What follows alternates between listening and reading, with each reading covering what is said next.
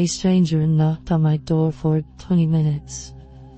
Last night my 22F husband, 25M, woke me up at around 11:50 to tell me that someone has been knocking on our door and ringing our apartment doorbell for about 10 minutes on and off. He woke me so I could possibly ID the person. Once I looked out our upstairs apartment window, I saw the man walking to his car in our apartment parking lot across the street from our unit.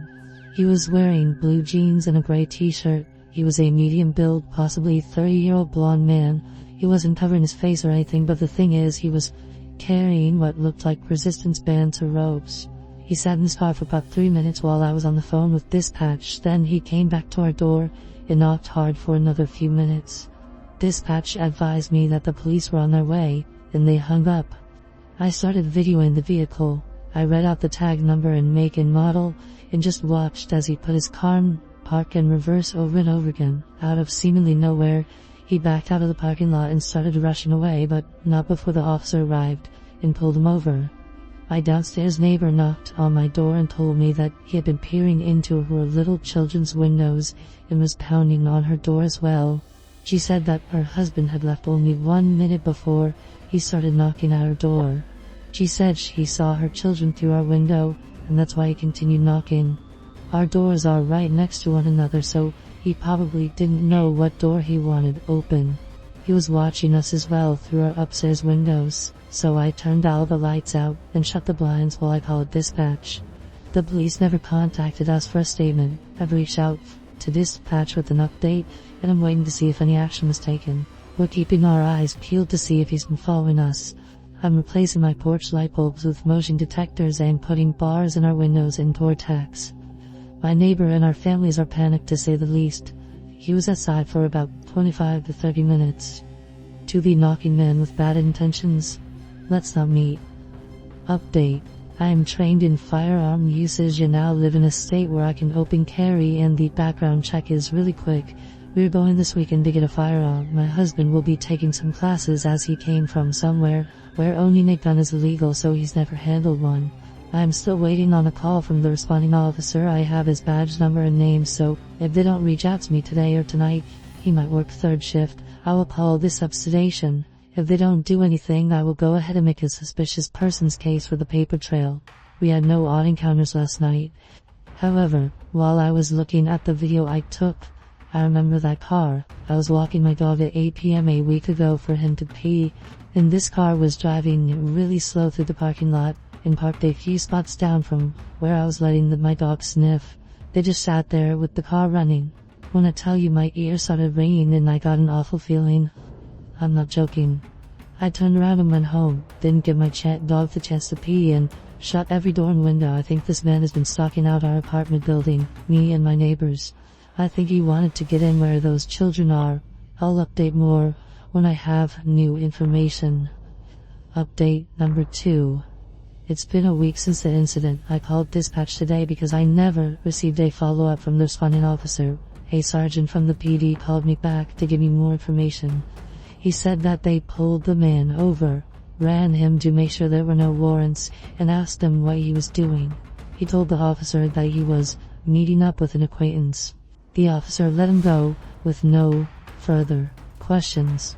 Not only that, the responding officer is also a sergeant. I almost lost my mind. The sergeant I spoke to today stated that he should have looked into it more. It was obviously an attempt at burglary, sexually motivated and or with an intent to commit a felony. The responding officer is supposed to call me tonight when he gets on duty. I'm livid, honestly. Zero due diligence for this case, but there's not even a case, no case number, just a documented police contact. I'll give more info when I have it. Final update. The officer finally called me. Here's how the conversation went. Hello. I answered groggily. It was well past midnight. Hello, miss. I was told you might have some questions about an incident a few nights ago. Yes, about Thursday. I wanted to know what that man told you he was doing. He was looking in windows and carrying potential restraints. I'm not sure if that was relayed to you. I stopped him, ran his tags, and he told me that he was meeting up with a guy from a dating app. He seemed forthcoming and open with his motive for being there. Meeting up with... Wait, He was meeting up with someone by looking in windows, knocking on 2 different doors for 20 minutes. I was shocked and still not fully awake. Like I said, he seemed forthcoming and honest with me. So was Jeffrey Dahmer was the first thing that came to mind, with resistance bands like workout bands. He had lots of belongings in his car, so he'd probably just had them in there. Right, but bringing them to a hookup, knocking on multiple doors. He saw the little girls through the window. He waited until my neighbor's husband left until knock-in. That's on tape, officer. I checked in with the apartment management after the incident. Well, I'm familiar with this individual, and I've been doing drive-thrus of your complex to make sure he doesn't come back. I would see in anything. If you don't have any more questions, I'll let you go, ma'am. Doesn't make sense to me, but thank you. Goodbye. And I hung up. I don't have much else to say. I just feel so icky about that conversation. Nothing new has come out of the situation. I haven't seen the man or the car. My mind is just blown at the lack of follow-up or due diligence. I live in a suburb. It's not a busy one either. The PD has a small jurisdiction. Guess I'll have to just protect myself. My friend turned out to be an internet predator. This is a long story, so sit back. To give you some background, I'm from a city in the northeast of Scotland, in the UK. What happened here didn't just affect me, but also 2 close friends, who for the purposes of the story we will call Debbie and Joe. We all used to work for a Virgin Megastore. I started there back in 2003, Debbie joined in 2006, and Joe joined us in 2007.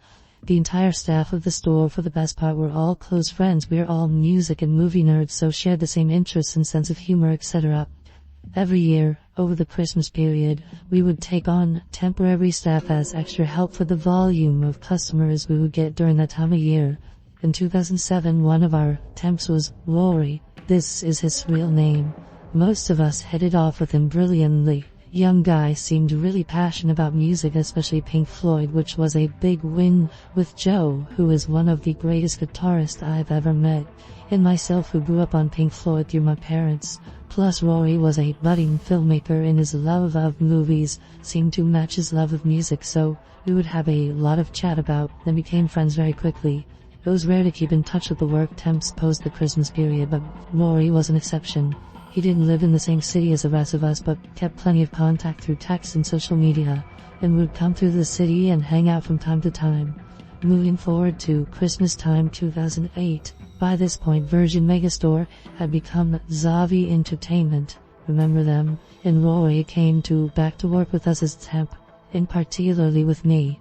I ran the stockroom in the store, which was the busiest place at Christmas time, and had a history of not great people to help for how much work would need done. So I was happy to get to be working with someone I knew who'd work hard, and that I could have banter with. He could be a bit annoying trying to force different live versions of the same Pink Floyd song he'd found on the internet. As I said, I love Pink Floyd, but I love a lot of music. Nevertheless, I just figured, he's young, and he's passionate, but he's cool. Around this time he started to put together a self-made Pink Floyd documentary, which he interviewed me and Joe for, and to be honest, he did a fucking great job, given the limited tools that he had. Zavi closed in February 2009 due to the global credit crunch at the time. All the Zavi staff and Rory kept in touch. We'd all become very close working there, like I said. Fast forward to summer 2010, we had a Zavi reunion night out, which Rory organized. Most of us that still lived in the same city managed to make it along. Joe had moved to Glasgow at this point. It was a really fun night out, and Rory stayed at my place. I should point out at this point, Rory was preparing to go to America for his 2nd year working as a camp counselor for Camp America at Camp Wigwam in Maine, Ohio. Since Zavi closed, I'd gotten a new job doing the same thing at another entertainment retail store, and that Christmas, Rory came into work there as a temporary, which I was initially fine with. Moving into 2011, and Rory starts to raise red flags, although at the time I didn't see it clearly. He claimed that while in America he'd gotten a new job helping with editing and camera work on the show Burn Notice. At the time I was like, oh wow, that's cool man, well done. It didn't seem unbelievable given I knew he had a talent in filmmaking. To coincide with this, he claimed that he was working for Camp America in Florida, which is what led to him working on Burn Notice, where it was at the time filmed. Then where he was back in Scotland, in 2011 it was time for another Zavi reunion, which Rory had to be in charge of, which bothered me as he technically didn't work there when he closed, and like I said, was only a temp. I got sickened with him posting constantly on Facebook about essentially what, just some old friends going to the pub. Again, I was just like, yeah, he's young and he's excited. He's harmless though. Then another red flag was raised. Rory and another friend who shared an interest in filmmaking were talking about doing a film in the city. They spent the whole day looking at locations, and afterwards, when I spoke to Rory, he was like, yeah, we're gonna do this and this, making it sound like they had some exciting ideas. Then when I spoke to my other friend about it, he told me all Rory did for the whole day was ask me about my favorite directors. It was a complete waste of my time. Made me think, he's young and excitable and has a tendency to exaggerate, but he's harmless. Move into 2012. Debbie, who I mentioned at the start of the story, became a closer figure in his life. Debbie is a nearly 6-foot-tall blonde bombshell. At the time, one of the nicest people you could ever meet, with an amazing sense of humor. We became super close when we worked together, but was always totally platonic. I always looked at her in a more sibling way. She would come round to my place for dinner and to watch movies, and I knew all her close friends and a few family members. Herself and Rory went to the cinema a few times and hung out afterwards. Absolutely nothing wrong with that. For now, move on to Christmas time.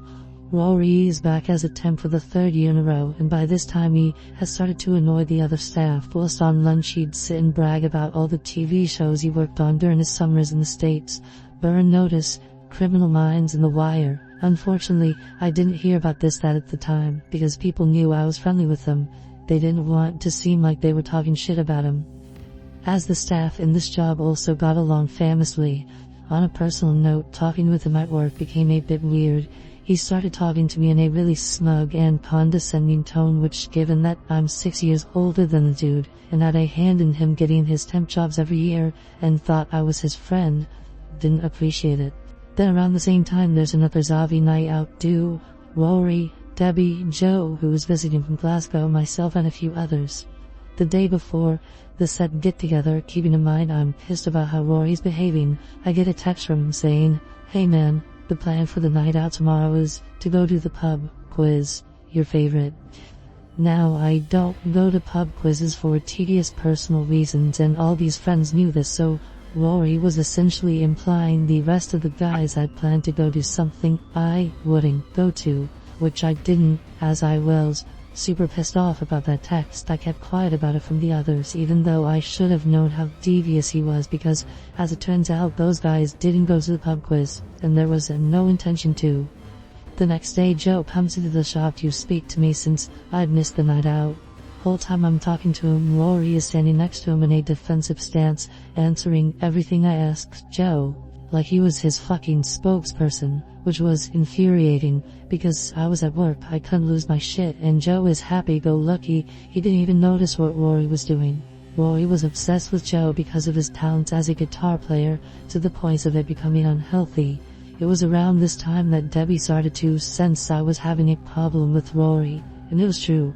Contact with him would trigger me to get anxious or angry because I knew there was something amiss, but Debbie and Joe were constantly just fooled by his false charm, and that's why I kept tolerating him, because I loved these guys and didn't want to be the cause of drama. In early 2013, Roy makes out his dad had a life-threatening stroke, which he survives but leaves him incredibly disabled. This subsequently turns out to be a lie and a tool to get sympathy from Debbie and Joe. Moving forward to 2014, Joe moves back to town from Glasgow into Debbie's spare room, and this is where Rory really starts to phase me out from the group. Despite having recently hung out with me, and me having put him up at my place, which I had done several times over the years at this point, he takes Debbie, Joe, and another ex-Zavi friend to 3 different price gigs around the country. Initially I was super pissed, but in hindsight I am relieved. It was Rory that paid for all the tickets for those gigs, which was another red flag. Have to point out that when he wasn't working with me as a temp over Christmas or in America over the summer, working for Camp America in various TV shows. He was making out he was a freelance photographer and video editor, which would be fine, but he didn't have a website, a Facebook page, or anything else as far as I could see to contact him to do said work. Taking that into account and the fact he's storing cash to go to concerts around the UK, I was concerned about where his money was coming from. Following the Prince gigs, I had blocked him on social media as his posts and comments on other people's posts were just annoying, constantly undermining people on what they're saying or arguing with folks having a different opinion to him. Debbie took issue with me blocking him and stuck up for him. With hindsight, she'd been groomed by him and had rose-tinted glasses on when looking at him. I caved and got back in touch with him, even though I know now I should have walked away from them all. But like I said before, I dearly loved Debbie and Joe and didn't want to lose their friendship, even though I knew deep down there was something bad about Rory.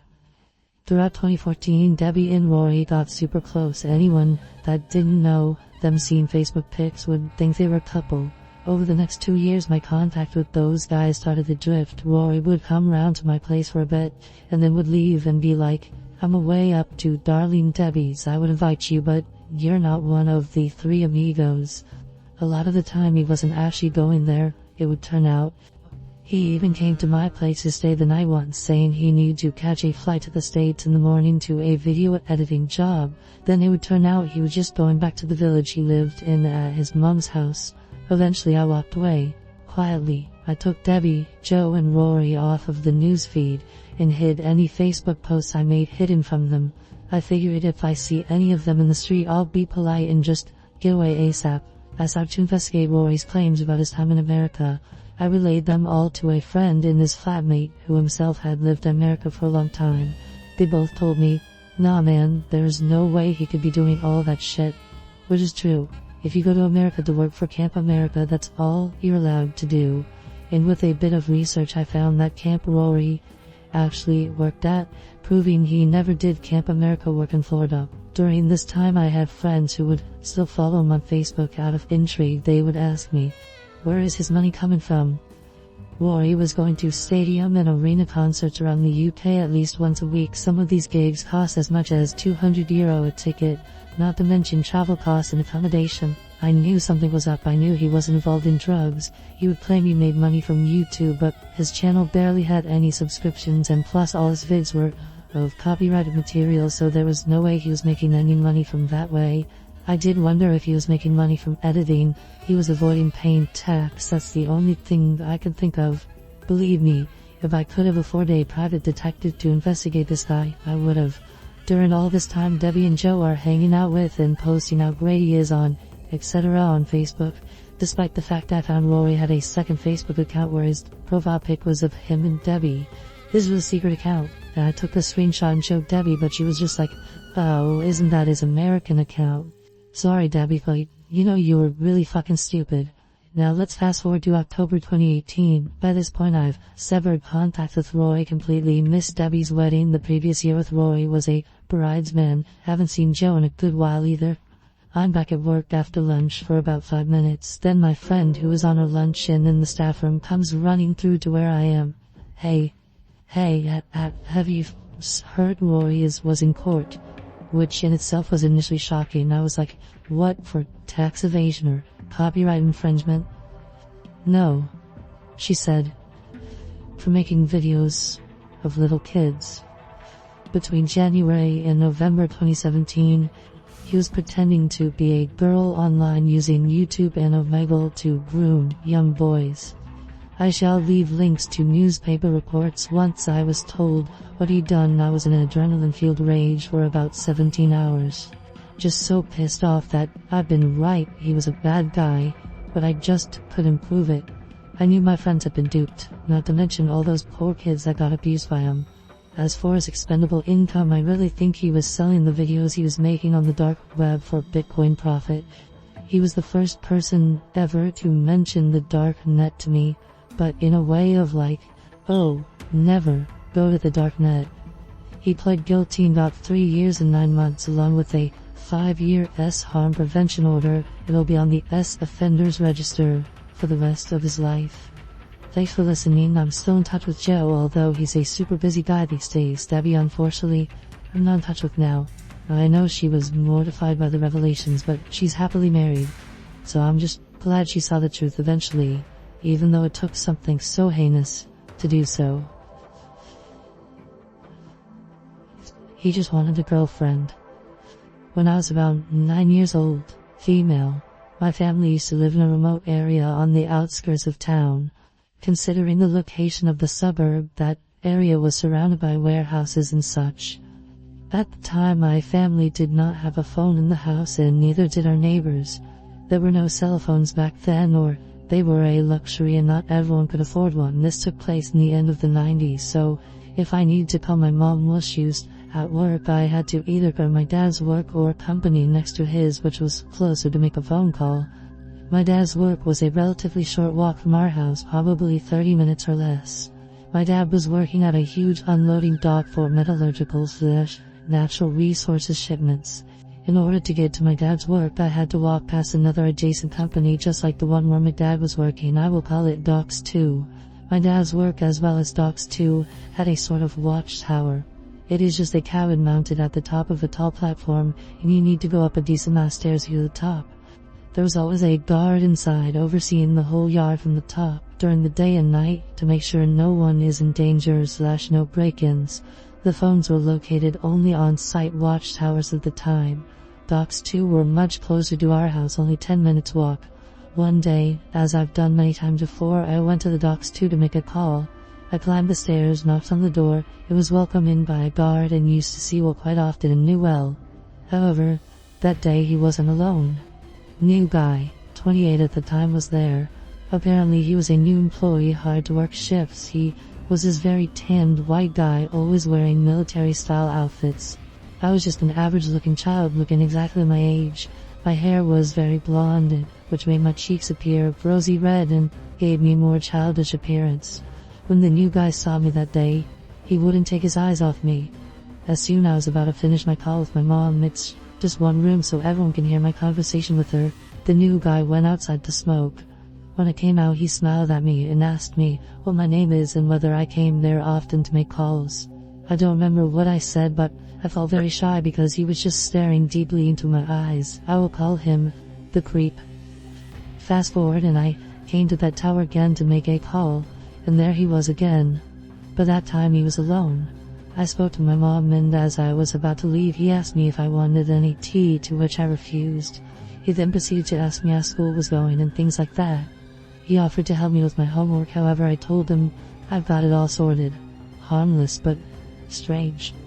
On a side note, I just want to say that what gave me shivers when I was near him is that whenever he looked at me, he looked drunk, which is very unsettling. Mind you, he wasn't ashy drunk, but his eyes would just get so hazy and his face would flush red. Sometime later I saw him again. That time I was walking to my dad's work with my friend, and he was doing some digging in the docks too. When he saw me through the metal fence that was separating us, he just leaned against his shovel and just stared at me. He didn't say hi or anything like that. After those encounters, for quite some time I took alternative routes to see my dad, or play with puppies at my dad's work, or make calls to my mom because he really creeped me out. However, one day I had to call my mom urgently.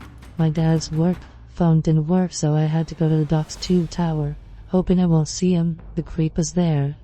And oh boy, he was so happy I came. He was complaining how I don't come anymore to see him. As I was making a call, he grabbed another chair and sat right next to me, very close. It took a while for the call because my mom was busy with something and someone went to get her whilst I was on the line. It felt like hours waiting, and the creep was just sitting next to me, looking at me and smiling. When my mom finally got to the phone, he got up and went to make some tea and brought some biscuits. When I was done talking, he insisted I had some tea with him. I didn't, and he just kept on trying to strike a conversation, but this time the tone of the conversation was different. He asked me how old exactly I was, and I told him 12 or 13. I have no idea why I lied when I was older than 9. He told me his age, and although I knew he was much older, I felt really weirded out that he wanted to talk to me so badly or had any interest in being my friend. My alarms do go off every time I was around him, but I guess I didn't feel overly in danger. He then proceeded to tell me that I was so beautiful and asked me whether I had a boyfriend. He asked me if I had already dated boys and what type of boys I liked. I was just so uncomfortable and so eager to leave at that point, and he would just keep dragging me into these weird conversations, so I could tell he was drinking that day. When I began moving towards the door, he followed me. Eventually we were both outside. However, in order to get down from the tower, you need to walk this narrow path towards the stairs. He stood blocking it so that I couldn't leave. He got very close to me and I freaked out. The only escape tactic that I could come up with as a child was to pretend that I'm seeing someone from the top of the tower, so I began waving my hand up the road down the bottom and towards houses in the distance, pretending I see someone, and I know and say like, "Oh look, that's my uncle, he's waving at me." The creep looked in that direction, but either didn't care or could tell that I was lying. I kept on telling him that my uncle who waved is a big angry man, and if I won't come home down this instant and go home, we both are going to be in trouble. The creep didn't budge. He got even closer and eventually pressed me against the railing.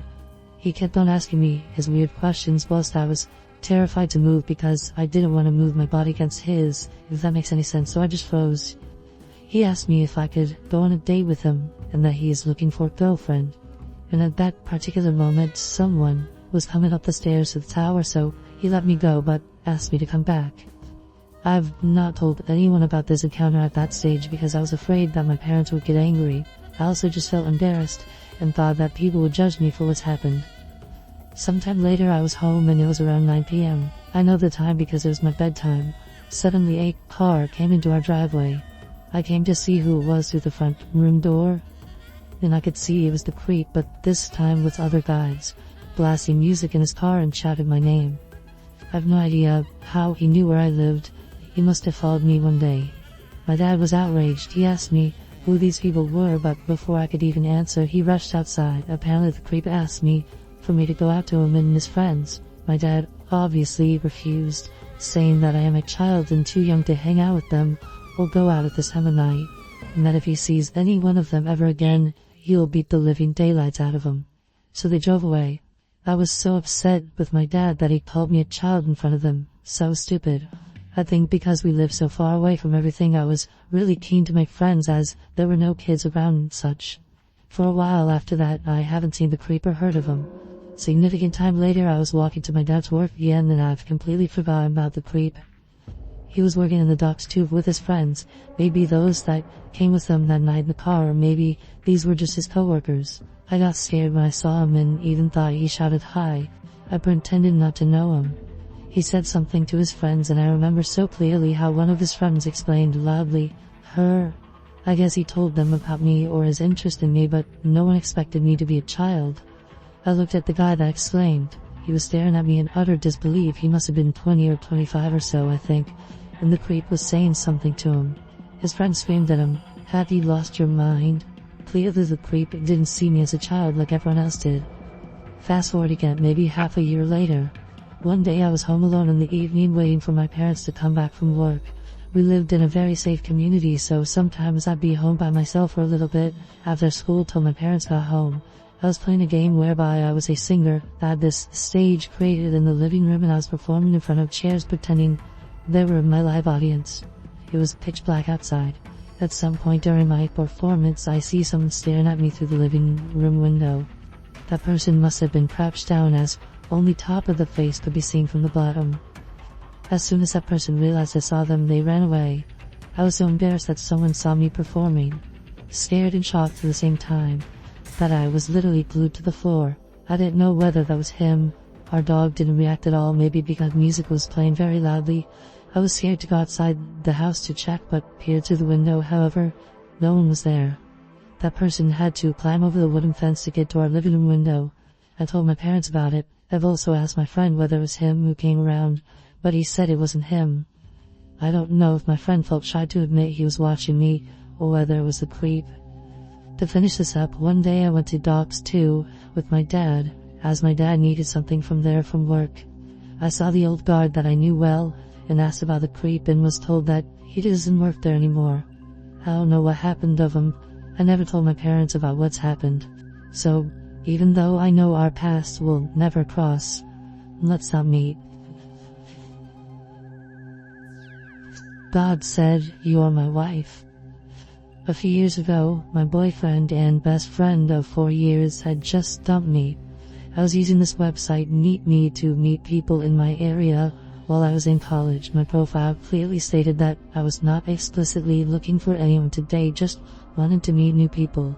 I'd just been dumped, so I was really trying to put myself out there, and I'm not really the type to go out. In my area there was a giant dance-a-thon that my university did every year to raise money for a children's hospital. I had someone message me and ask if I had heard of it. I told him my dance team usually performed at it every year. He told me he was actually one of the children that was supported by the event when he was younger. I thought that was really cool, so I asked him a little about his experience with that and genuinely thought it was interesting. After a while that conversation was kind of dead, and I didn't really have much else to say, plus it was getting late and I kinda wanted to go to bed. I told them so, and after about 10 minutes of lying in my bed trying to sleep, I get another notification. I glanced at it real fast, and this dude had just sent me a novel. After this event I swiftly deleted the account, so unfortunately I don't have access to the exact messages, so I'm just gonna do my best to remember. The first one went a little something like, "Look, I'll be honest, I really want to keep talking to you. In fact, I'd actually really like to take you on a date sometime. You seem like a really nice girl and very sweet and interesting. I think we would get along extremely well. I am kind of alone in this world." Insert long-winded commentary about his loneliness here. He also did not use any punctuation, so it took me a long time to dissect this. I responded and told them I wasn't interested and was about 7 years older than me. I was 20 at the time and tried to say goodnight again. Then he responded with another novel along the lines of, "I don't think you understand. You are perfect for me. You're made for me. I'm sure of it. God speaks to me, you know. God wants us to be together, and we will be. One day, you will be mine." I'm trying to be polite because he was so nice earlier, and I guess I'm naive, I don't totally know, but I kept responding, trying to let him down easy. Here are some more highlights. "Maybe not today, maybe not tomorrow, but God has decided this. Who are we to deny him of his plan? Someday in the future we will end up together. You will realize it soon. We're going to have 3 children. I know their names. 2 boys, 1 girl. God spoke their names to me. I wrote them down when I was 7 years old and I still have the paper. Do you know how I know you're going to be my wife? Because I wrote your name down on it. You will be my wife. Don't make a mistake. God is talking to me now. He's saying your name to me. I can't let you leave." At that point I blocked and reported him, noped the hell off the site and went to bed all creeped out. Morning came and he had found me on Facebook, and he was going on and on and on and on, starting with comments along the lines of, "Where did you go? How could you do this to me? You're denying your fate." He did it all night. I freaked out, told them to leave me alone pretty aggressively and blocked them. I deleted all the social media apps off my phone for the next few days. Asked my roommates to stay at home with me. They agreed after I told them what happened. I was actually genuinely afraid of this dude who was coming to get me. I mean, he was local and I had made nice conversation by telling him my major and some clubs I was in. He could have showed up anywhere, but thankfully he didn't, and that was the end of that. So, creepy, meet me dude. Let's not meet.